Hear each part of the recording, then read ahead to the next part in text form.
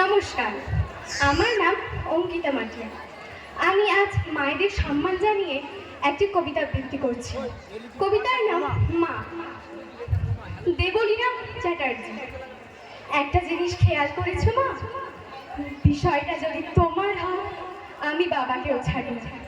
আমার জন্য তুমি পৃথিবী, তুমি সবার সেরা।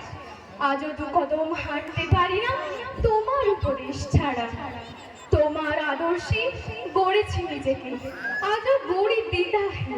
প্রার্থনা করি সে আদর্শ যেন বেঁচে থাকে চিরদিন।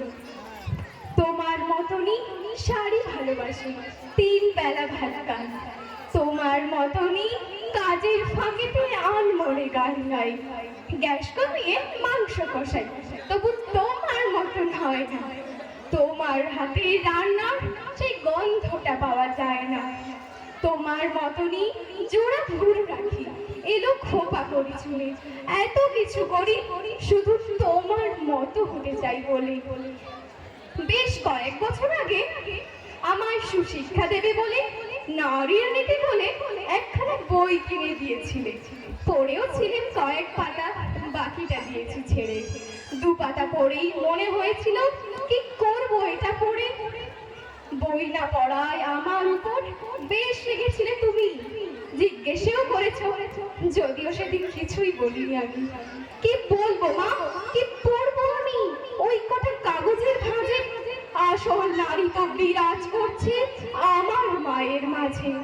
জানো তো মা, ওই বইটার প্রতিটা পাতার কথা মনে হয়েছিল তোমায় নিয়েই, তোমায় ভেবেই গাঁথা।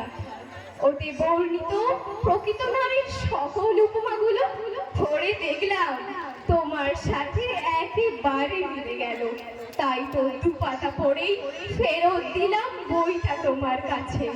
আমার কাছে জীবন্ত নারীর প্রকৃত উপমা আছে। তোমার মতন অত স্নিগ্ধতা আমার ভেতর কই, তোমার মতো অত স্নেহশীলা আমি অন্তত নই। ও মা, ওই দেখো, এইটুকু শুনেই চোখে জল এসে গেল। অমনি আবারও আমার সকল ছন্দ গুলিয়ে গেল। যাকে ছন্দ পতন কি আর এলো গেল তাতে। ছন্দ ছাড়াই কথা বলা যাক আমার মায়ের সাথে। ভালোবাসি খুব, এই কথাটুকু যদিও বৃথাই বলা। তোমার হাত ধরে পৃথিবীতে আসা, জীবনের পথ চলা। হোঁচট খেয়েছি, পড়িনি কখনো, তুমি হাত ধরেছিলে। অবাধ্যতায় শাসন করেছো, এগিয়ে যাওনি একা ফেলে।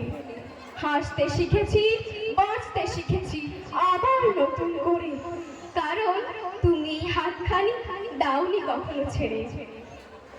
আমি আজ জন্মেও তোমাকেই পাশে পেতে চাই মা। নমস্কার।